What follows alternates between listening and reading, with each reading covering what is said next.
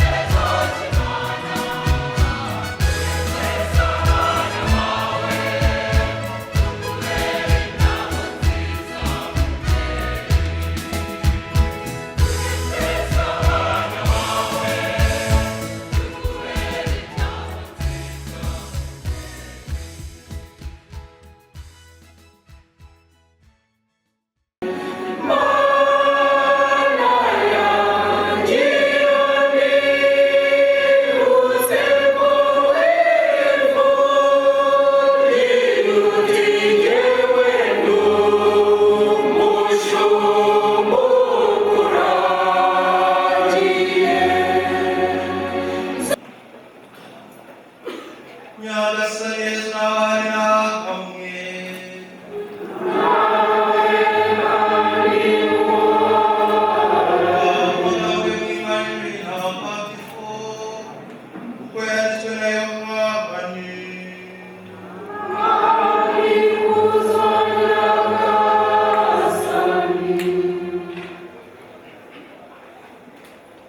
Muri icyo gihe Mariya ageze aho Yesu yari ari, ngamukubita amaso aramupfukamira ati, Nyagasani niba hano musaza wanjye ntaba yarapfuye.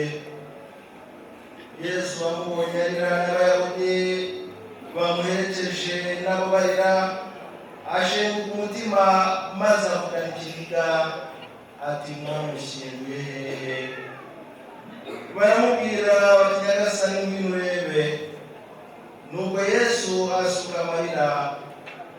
Abayahudi baravuga bati, nimurebe ukuntu yamukundaga.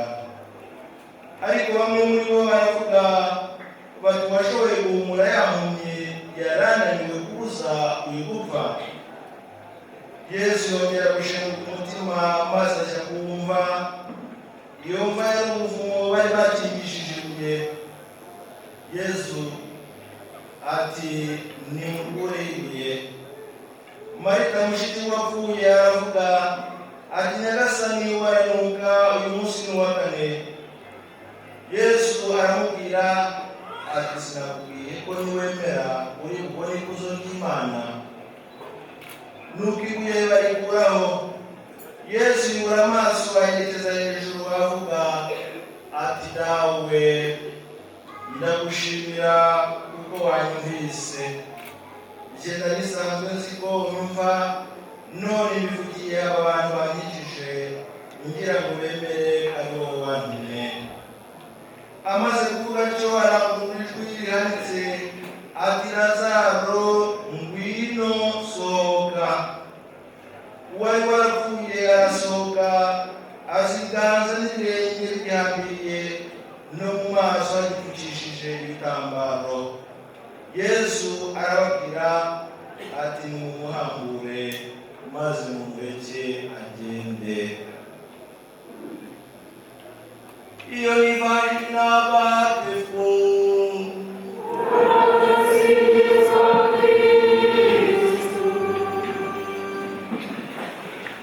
Nubwo dusabira umubyeyi wacu Gakwaya kugira ngo Nyagasani azamugororere ijuru. Abo rero Nyagasani asura n'agasanga bakamwemera bamufitiye ukwizera, arabahumuriza akabahoza. Ibyo twumvise muri ivanjili ya Mutagatifu Yohani. Marita, Mariya bari bashiki ba Lazaro. Lazaro yari amaze igihe avuye mu mubiri barimukiyeho, ariko Yesu arahindutse. Bose bavugamira icyarimwe bati, yuza kuba hano musaza wacu ntaba yarapfuye. Yesu avuzwe. Nyamara Yesu yifatanyije nabo, asangiye nabo ibyishimo n'akababaro kugira ngo ashobore kubakuraho aho bari. Mbese twabigereranya n'umuntu warohamye. Kugira ngo umuntu warohamye umurohore n'uko umusanga mu mazi, ariko ntiwahagarara hejuru y'uruzi cyangwa y'ikiyaga cyangwa y'inyanja ngo umubwire kuzamuka ngwino. Oya, Yesu n'ibyo yakoze, yifatanyije n'abashiki ba Lazaro ababarana nabo, ariko kugira ngo abakure muri ako kababaro arababwira ati, sinababwiye ko nimwemera ikuzo ry'Imana muri bubone igitangaza? Ntabwo biza rero Yesu yasuye Lazaro ashushanya kandi ashaka kwerekana ko nta cy'urupfu rutamurusha imbaraga n'ubushobozi, ahubwo asumbye kuri iyi si ibyo abantu bose batinya cyangwa se bahungira we. Yesu rero ivanjili turamwumva, ivanjili Yohani twumvise ko yababwiye ngo nibakureheye kumva, kandi arababwira ngo nibamuhambure bamureke agende. Yesu rero yazuye Lazaro agenda ngo agenure ubuzima bushya bw'abemera muri we bazatunga, ariko bazagira igihe bamwemeye, igihe bamwumve kandi bakoze ugushaka kwe. Ntidushidikanya rero ko uyu mubyeyi Gakwaya, umuhanga yaravuze ngo irarodereye, uzaseka neza n'uzaseka nyuma. Ugendeye ku buzima busanzwe bw'imibereho ya muzehe, mu yari afite, ariko yari afite ukwemera gukomeye byagendaga bimuhungabanya bimuzitira, ni imbogamizi z'ubuzima yagiye.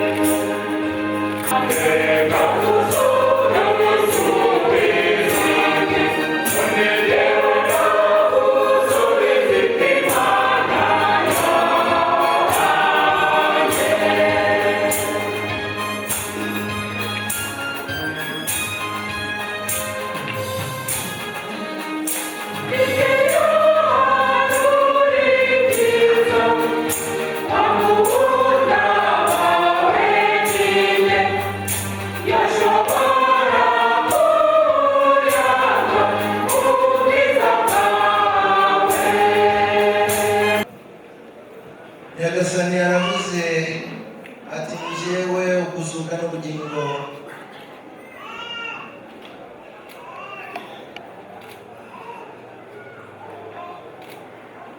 unyemera wese kabone n'aho yaba yarapfuye azabaho, kandi uriho wese akanyemera ntabwo azapfa bibaho. Alleluya. Dusabe. Nyagasani yacu turakwinginze, umuyoboke wawe Gakwaya Agustin, umwe kwinjira mu ngoro yawe iganjemo urumuri n'amahoro, abikesha igitambo cya Pasika tumaze kumuturira, kubwa Kristo umwami wacu.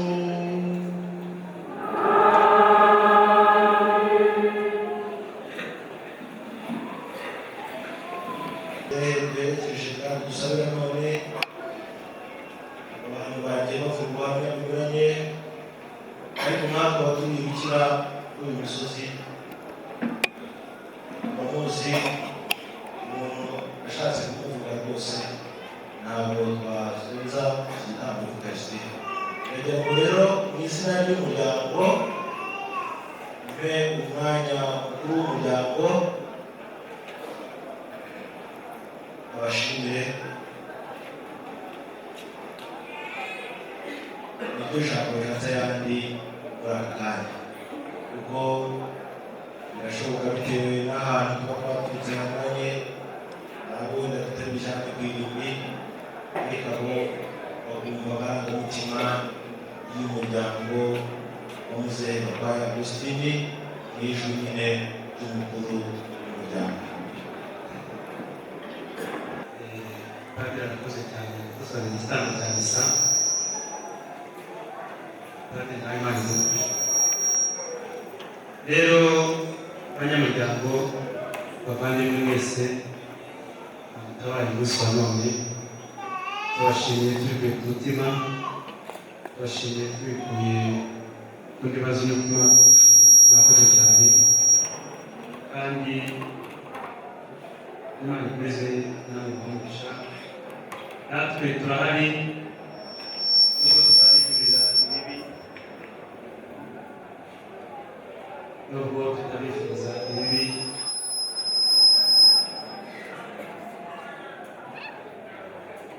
nubwo tutabifuriza ikibi, ariko umuntu akoze ko n'ikibi tugomba kumugeraho. Rero turahari, aho muzatwitabaza tuzabatabara, aho muzatubwira ubwiza tuzahaba. Ubu rero tubashimiye mu izina ry'umuryango, tugiye kuva aha ngaha tugiye ku irimbi, ahita andi gatatu, ndakeka ibisigayeho tubibagire. Murakoze cyane. Kuki wabyemeye Mana Nyagasani, iby'akababaro nk'ibi ni kuki wabyemeye?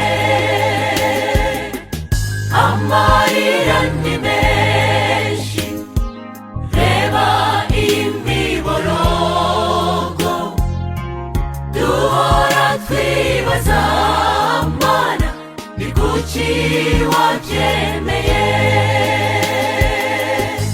mu rusaku rw'impanuka urupfu rwatugendereye mana wemeye ko gatari asezera ku isi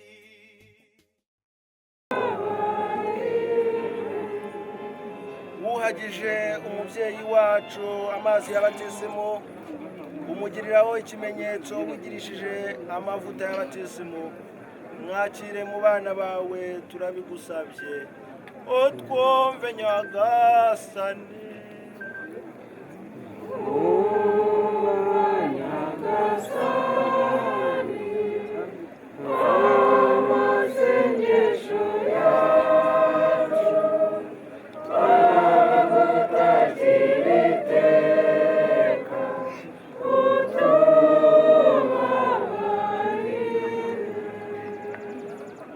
natwe abababajwe n'uyu mubyeyi umuvandimwe wacu dukomereze mu kwemera mu kwizera ubugingo bw'iteka turabigusabye utwumve nyagasani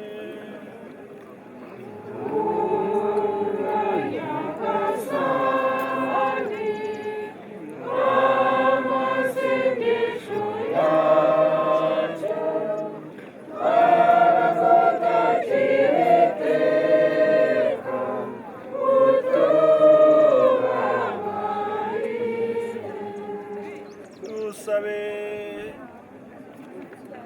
nyagasani Imana yacu girira impuhwe umugaragu wawe ugirire ko yahoze yifuza kukubera umuyoboke udahemuka maze ureke kumuhanira ibicumuro bye ukwemera kwe kwamuhuje n'umuryango w'abemera ubuntu bwawe nibumuhuze n'inteko z'abamarayika n'abatagatifu bose kubwa Yesu Kristo umwami wacu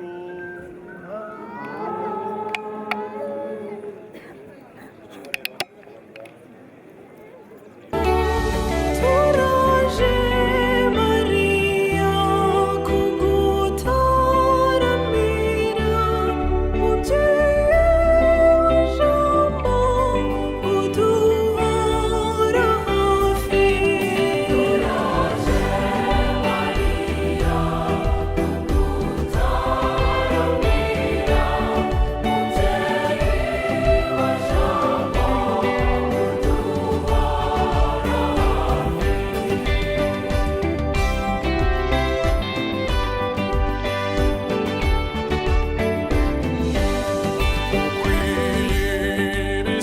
Kwirisingizo